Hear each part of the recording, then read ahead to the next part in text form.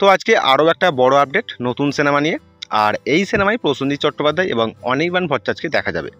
দশম অবতারের পর ফের এক সিনেমায় দেখা যাবে প্রসেনজিৎ চট্টোপাধ্যায় এবং অনির্বাণ ভট্টাচার্যকে। প্রযোজনার দায়িত্বে রয়েছেন এসভিএফ। বেশ কিছুদিন আগে প্রযোজনা সংস্থার অফিসে শুভ মহরত সম্পূর্ণ হয়েছে, যেখানে উপস্থিত ছিলেন সিনেমার অন্যান্য কাস্টও।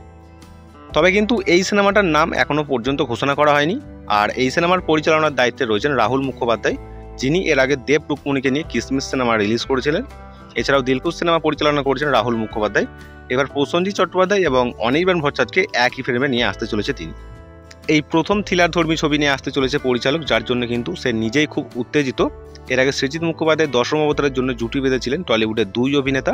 প্রযোজনা সংস্থা এসভিএফ এবং অনির্বাণের সঙ্গে আবারও কাজ করার খবরে সিলমোহর বসিয়ে প্রসেনজিৎ লেখেন, আবারও একসাথে সব ঠিক থাকলেই জুলাই মাসের শেষের দিকে ছবির শুটিং হবে বলে জানা গেছে। আর এই সিনেমায় গুরুত্বপূর্ণ চরিত্রে অভিনয় করতে দেখা যাবে প্রসেনজিৎ এবং অনির্বাণকে। এছাড়াও কলকাতার এক ঝাঁক জনপ্রিয় অভিনেতা অভিনেত্রী থাকবেন এই সিনেমায়। বেশ কিছুদিন আগেই শুভ মুহূর্ত দিন প্রযোজনা সংস্থার অফিসে উপস্থিত ছিলেন সকল অভিনেতা অভিনেত্রীরা। এক ধর্ষিতাকে কেন্দ্র করে আবির্ভূত হবে প্রসেনজিৎ অনির্বাণের জুটির নতুন ছবির গল্প। শেষ অতই ছবিতে দেখা গিয়েছিল অনির্বাণ ভট্টাচার্যকে। অন্যদিকে প্রসেনজিতের বর্তমানে অযোগ্য সিনেমা এখনও পর্যন্ত বক্স অফিসে খুব ভালোভাবে চলছে। এছাড়াও অন্যদিকে নীরজ পান্ডের খাকি 2 সিরিজে খলনায়কের ভূমিকায় দেখা যাবে তাকে। এর আগে জুবিল স্কুপ সিরিজে অভিনয় করে বলিউডের পরিচালক এবং প্রযোজকদের নজর কেড়েছেন প্রসেনজিৎ চট্টোপাধ্যায়। একগুচ্ছ কাজও রয়েছে তার হাতে।